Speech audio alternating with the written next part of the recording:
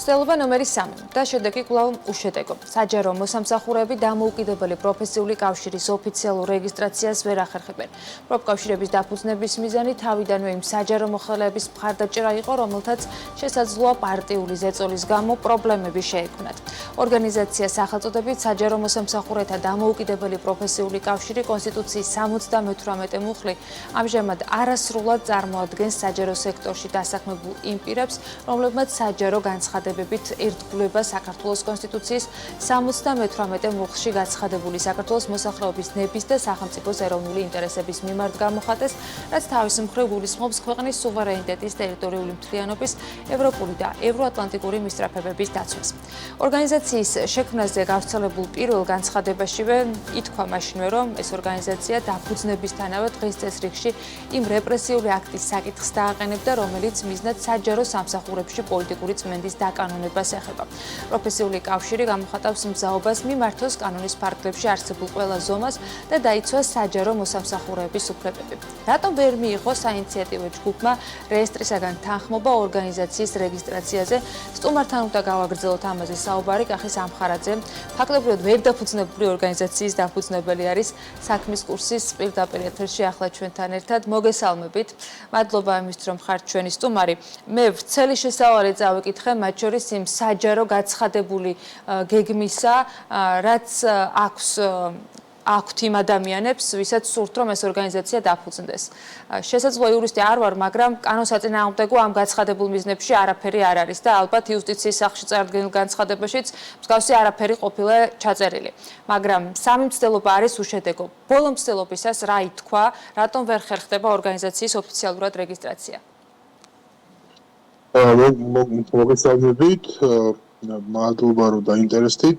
ჩვენ სწორად აღნიშნეთ ერთი რამ, რომ სამჯერ ვცადეთ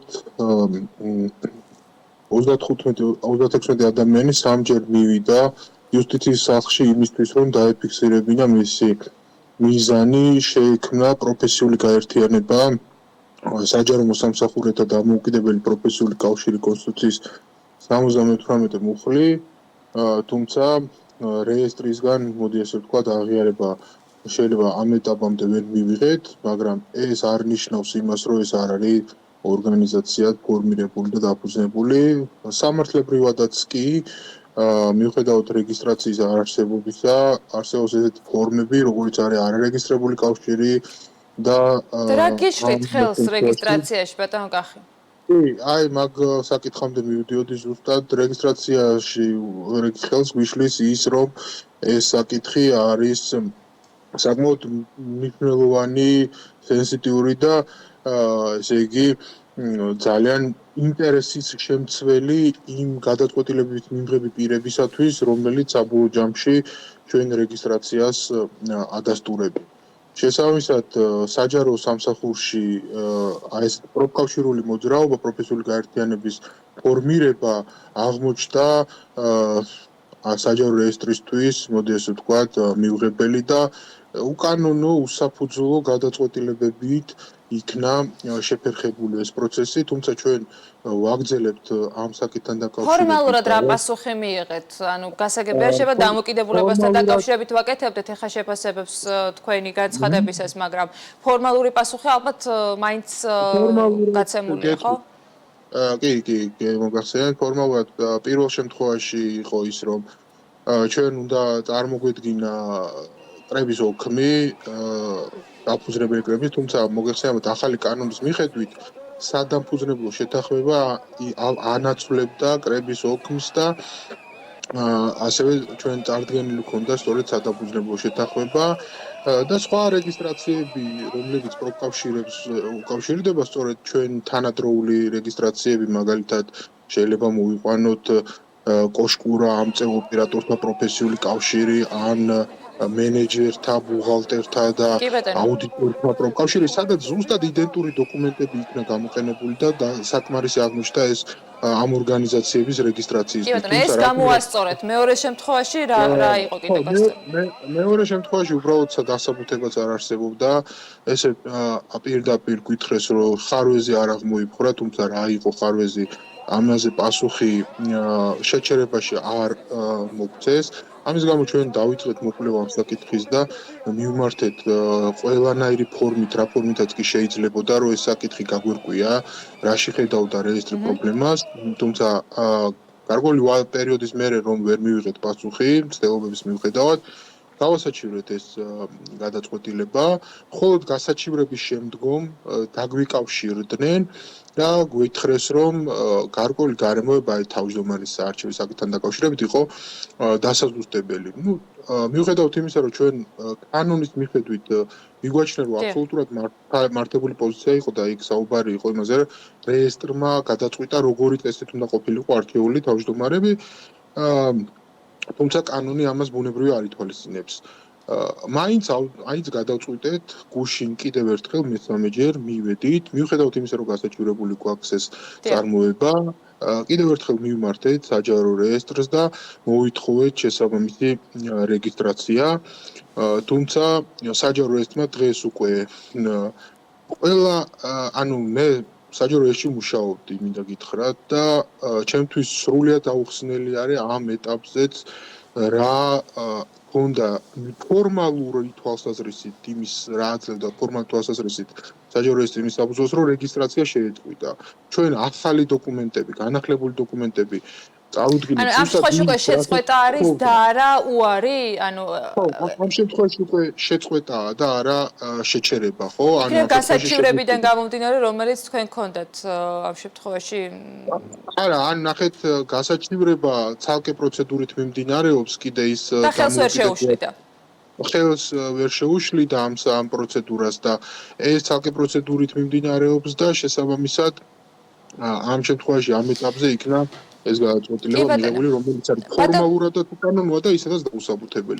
ბატონო კახი, თქვენ კი ახსენეთ, რომ მათ შორის საქართველოში არსებული კანონმდებლობა ცნობს დაურეგისტრირებული ორგანიზაციის საქმიანობასაც, მაგრამ მაინც უნდა ვიკითხო, რაში გჭირდებათ და რატომ ცდილობთ დაჟინებით უკვე სამჯერ მიმართეთ და ერთხელ გაასაჩივრეთ, რომ ორგანიზაცია იყოს რეგისტრირებული და რა გაკლდებათ იმით, თუ არ დარეგისტრირდება ეს ორგანიზაცია და როგორ გააგრძელებთ მუშაობას? ჩვენ კონსტიტუციური საფუძველი გვაქვს, კონსტიტუციის 26 მუხლში გვიწერია, რომ ჩვენ გვაქვს პროფესიული კავშირის შექმნის უფლება. საჯარო სამსახურის კანონში 67 მუხლში გვაქვს დათქმა, რომ საჯარო მოხელეებს და საჯარო მოსამსახურეებს აქვთ უფლება შექმნან პროფესიული გაერთიანება.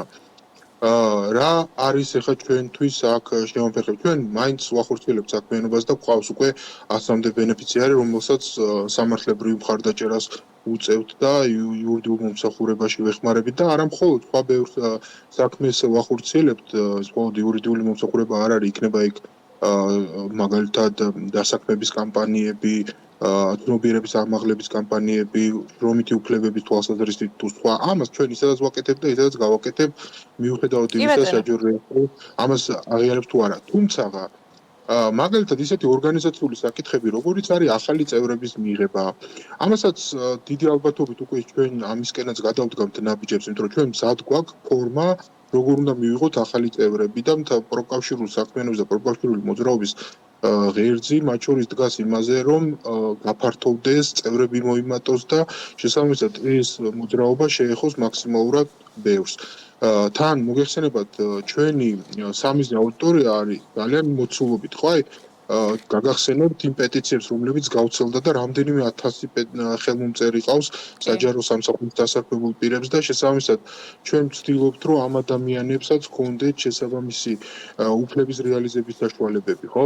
სწორედ ამას ემსახურება ჩვენი ორგანიზაციული სტრუქტურული ფორმირება საჯარო რეესტრი, რომ ეს მაგალითად ეს წევრები უფრო მალე მივიღო და უფრო მალე დავიწყოთ პროცედურები. გადამის ახლა პროფკავშირების შესახებ საქართველოს პროფესიული კავშირების შესახებ საქართველოს კანონით ძალიან მნიშვნელოვანი უფლებები შეიძლება წარმოეშვას პროფესიულ გაერთიანებას, იქნება ეს მაგალითად კოლექტიური დავის თუ სხვა საფუძვლების გამოყენების შესაძლებლობა, რაც შეიძლება გარკვეულ ჭრილში ჩვენ მეტ ფუფუნებას გვაძლევდნენ საქმიანობის თვალსაზრისით.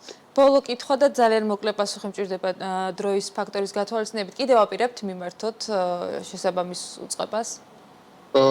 ნახეთ, ჩვენ უკვე საჩივარი ისედაც მიმართული გვაქვს და ისედაც უნდა განიხილოს და განიხილავს საჯარო რეესტრი, ალბათ ამ საჩივარს კიდევ ერთხელ დავაზუსტებ, თუმცა არ გამოურიცხავთ იმას, რომ სრულად ახლიდან კიდევ ერთხელ მიმართოთ, თუმცა ამას ჯერ გადაწყვეტილება არ გვაქვს მიღებული, თუმცა ჩვენ ალბათ დიდი ალბათობით ასევე საერთაშორისო ორგანიზაციებს მიმართავთ, შრომის საერთაშორისო ორგანიზაცია არსებობს, რომელიც არსებობს პროფესიული გაერთიანების შესახებ კონვენცია, რომელსაც საქართველოს არის მიერთებული და მათ შორის აი ამ გაერთიანებას, აი ამ კონვენციის პარალელურად თუ სხვა შრომის საერთაშორისო ორგანიზაციისთვის მიმართვის შესაძლებლობა და ჩვენ ალბათ აი ამ მექანიზმსაც ისევე როგორც ქვეყნის შიგნით ალბათ საერთაშორისო დონეზეც მაქსიმალურად გამოვიყენებთ. კი ბატონო, მადლობა ბატონო კახი სამხარაძე გვერდთობოდა საქმის კურსის პირდაპირ ეთერში.